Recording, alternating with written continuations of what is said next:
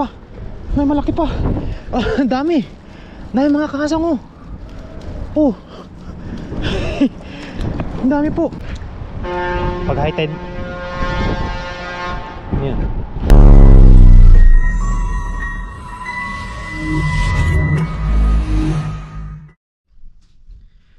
Panibagong araw, panibagong adventure po tayo mga kahasang.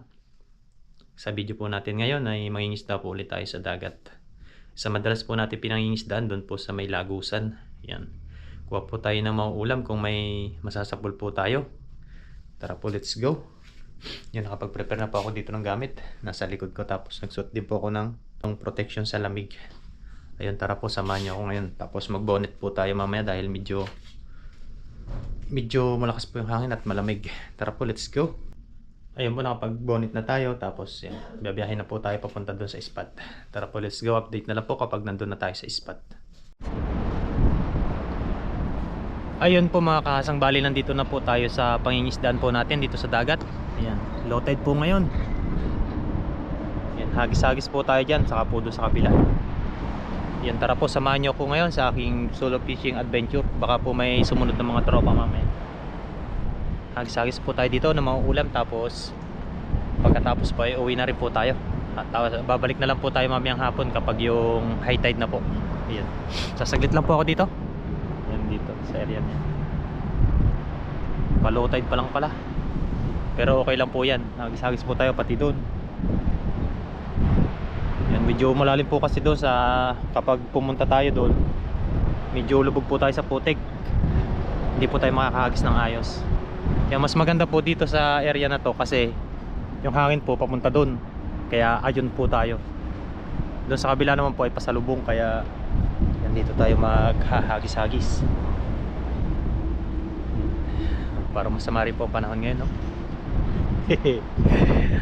Ayun, thank you very much po sa inyong lahat sa walang sawa sa pagsama sa aking fishing adventure. Ayun, sa lagi po nagko-comment, sa mga bago po natin subscriber, thank you very much po. Ayun, abang-abang lang po tayo sa mga fishing adventure po natin na gagawin dito. Sa next naman po ay mamingwit tayo. Syempre para maiba rin naman. Pag minsan naman po ay jumajakpat din po tayo sa pag-fishing. Tapos marami po tayo nakikilala na yung mga angler po kasi ang tawagin doon sa mga mahilig pong mamingwit, mga Indonesian, mga Taiwanese. Yan, karamihan po yung mga Taiwanese yan, mahilig po sila sa pamimingwit. Kaya minsan po talaga pong may gamit naman po tayong pamingwit, nag-ano po tayo, namimingwit po tayo. Kasama po natin si Kuya Bong o saka si Bon TV kapag yung available po sila.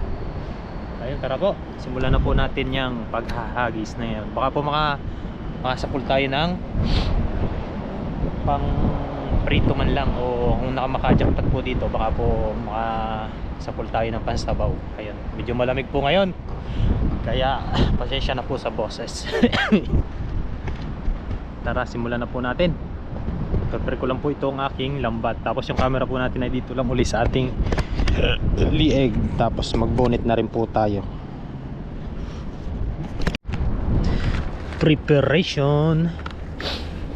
Tingnan din uli natin lambat natin. Baka po may sira. Tatahiin po natin. Diba? Oh, lamig. Malamig. Parang ano po parang iba yung pakiramdam ko pag nasa dorm. Hindi po komportable ganitong rest day. Tapos na po tayo sa lahat na ginagawa. Tapos nakapag ano na rin po tayo, nakapaglinis. Kumbaga yung tipo na pa cellphone ka na lang. Grabe, parang lalagnatin po ako Sabi ko kahit malakas yung hangin, makatambay dito sa dagat. Wala pong nangingisda ngayon dahil malakas nga po ang hangin. Tara, simulan natin dito. Kahit low tide, yung masasapul naman po tayo dyan kahit low tide. Ayan, ayusin lang po natin yung ating lambat.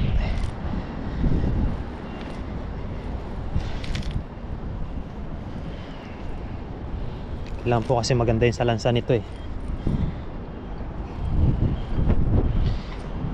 Ano kaya ang masasapol natin dito? Ayan. Okay. Ba? Sabit ang unang hagis. Sana yung makasapol agad. Kasi pag nakasapol po tayo, pag uwi natin, ay di may makukuting-ting na po tayo, may lulutuin tayo. Ayan, sabit. May pagkakaabalahan po tayo.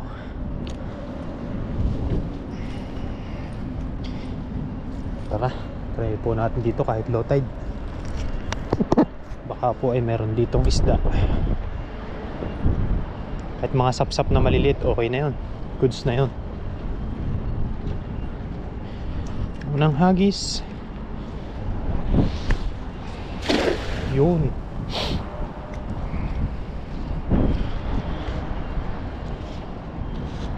Malabo ang tubig oh. Ganyan po pag maglo-low tide. Nalabo.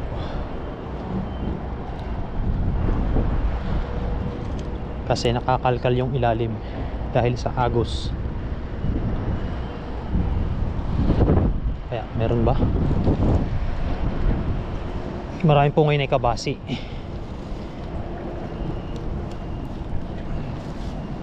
Ang daming lumot.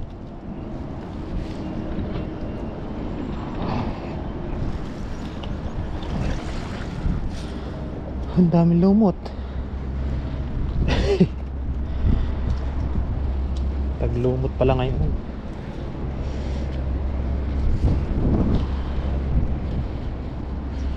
Wala. Dito tayo sa kabila. Dagdag bigat din to, itong lumot na to.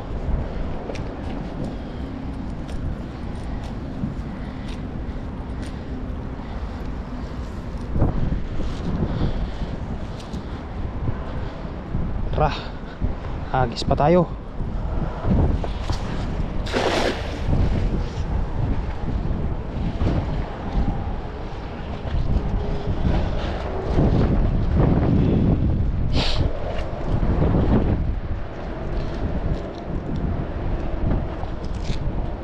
Uy, uy, ano yun?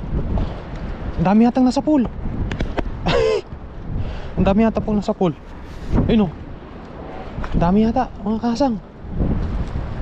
Uy, ayun o. Ang dami, ano yun? Ano yan? Ano itong mga nasa pool na to? Napakadami, yabanak. Ang dami. Ang dami po. Wow, wow, may malaki pa. May malaki pa. Ang dami. Dami mga kakasang oh. Oh. Ang dami po. Isdang banak. Wow. Ang dami nito. Ayos. You know? Oh. May malaki pa. Oh, jackpot agad. Unang hagis pa lang. Yan, kuhanin po natin to. Masarap po itong paksiw kahit maliliit. Ayos. Nakawala pa.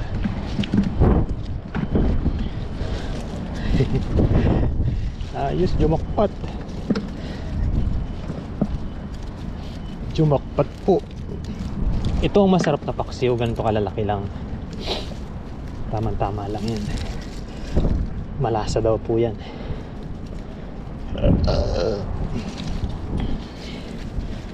Lutuin na. Paluto natin kay Master Jobert, yung taga Bicol nating kasama doon. Wow, wow, wow. Wow, wow, wow. Dami nagkurog-kurog eh.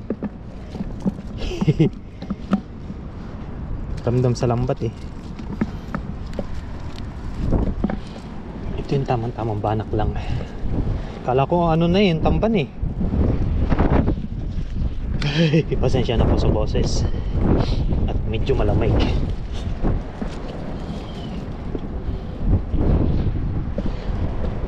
Ang daming banak ngayon. Ito na pong kabasi ay pakawalan na natin.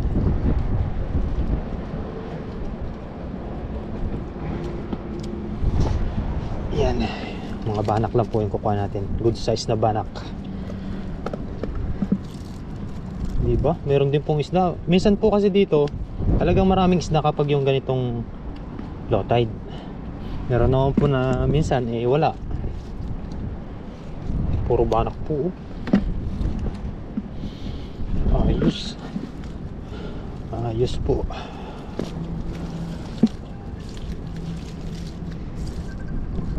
Ayos, tumatawag pa. Sino yun? Busy pa po, sorry.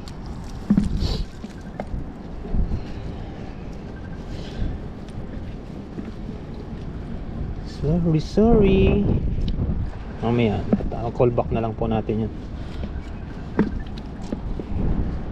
Tatanggal lang tayo nitong ating mga nahuli.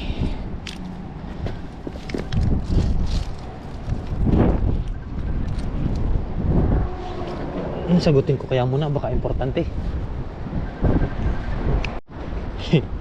Asawa ko po pala tumawag. Ayan. So ayun, tanggal lang po tayo.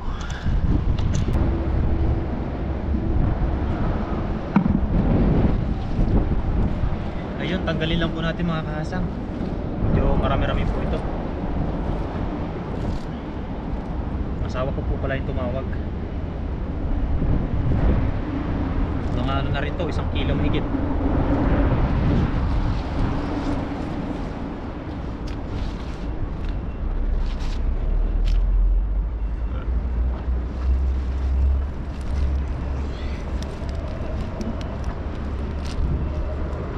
Pagpag lang natin.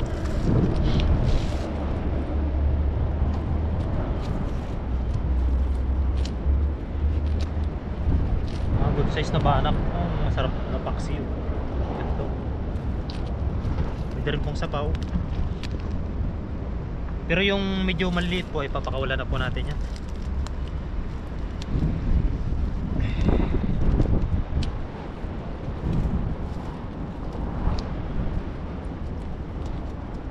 Balik na po natin dito sa lagayan natin.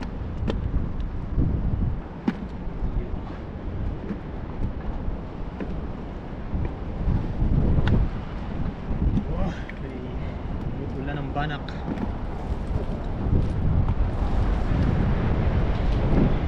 Yan ang mga binebentang banak po sa amin. Mga ganitong size po. Yan. Masarap po kasi yung ganyan. Pag yung nakakahuli po sa langban.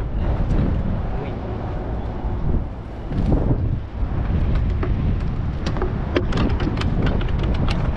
Lakas talaga ng hangin.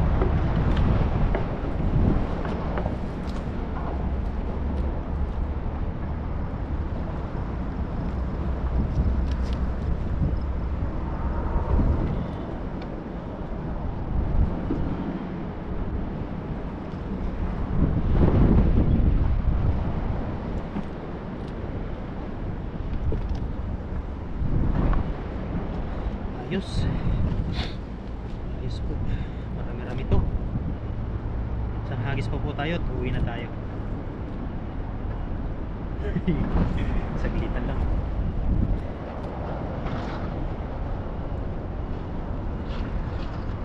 Diba? May pang stock po agad tayo. Wala pa yung ano natin. Wala pa yung stress natin dun sa door.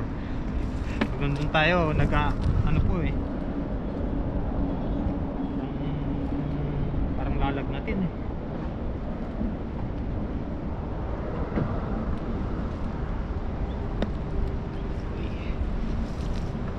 Dami agad. Ano po mga kahasang, kung dami agad oh. 1 kilo mahigit, may isang malaki pa. Tara, last hagis po tayo, tapos uwi na tayo. May isa pa dito. Maliit. Pakawalan na natin yan. Naniniyab sila dyan. Marami po kasi lumot ngayon. Ayan po yung kinakain nila. Isang hagis pa. Baka pumaldo na tayo. Pero paldo na yun, ang dami na eh. Hindi lang ako nakahuli ng ganon, mga good size. Meron po tayo nahuli ng mga nakaraan, kaso maliliit. Mga ganyan din po, kaso hindi po ganyan karami. Ganyan din po ang size. Nandito pala sila, kaya pala maraming lumot. Kinakalkal po kasi nila yan, kinakain.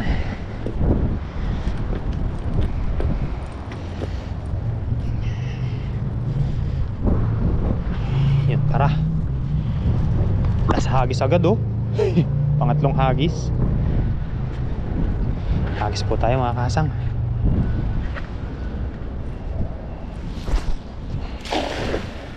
Meron pa kaya?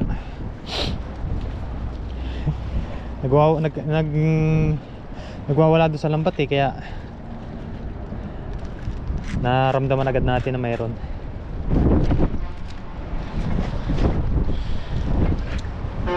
Pag high tide, yan. Pag high tide naman po dito ay marami din po na iba-ibang isda. Mga bangus, yan. Pero karamihan din po ay banak. Meron pa ba?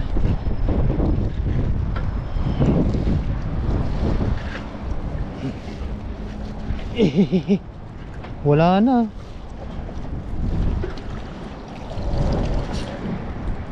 Isa pa, baka nandun sa kabila.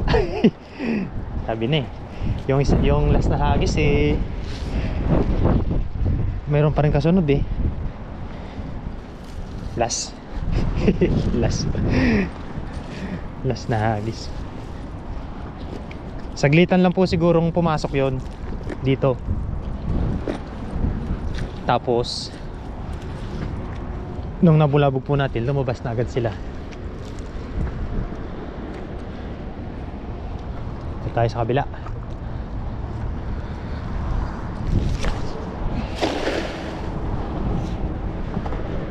May ilang hagis din tayo para hindi tayo lulugi sa paghagis.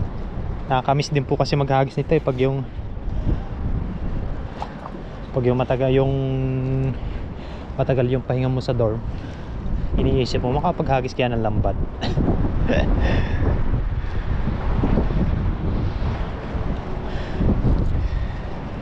Jackpot agad. Wala na, maliliit. O diba? Hindi ko masasabi ang swerte. Pag misa naman, wala. May sapsap na isa.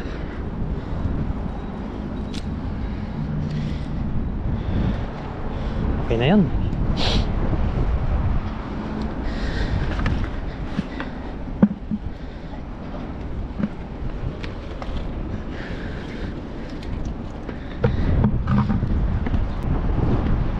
Ayun. Ay, malabo.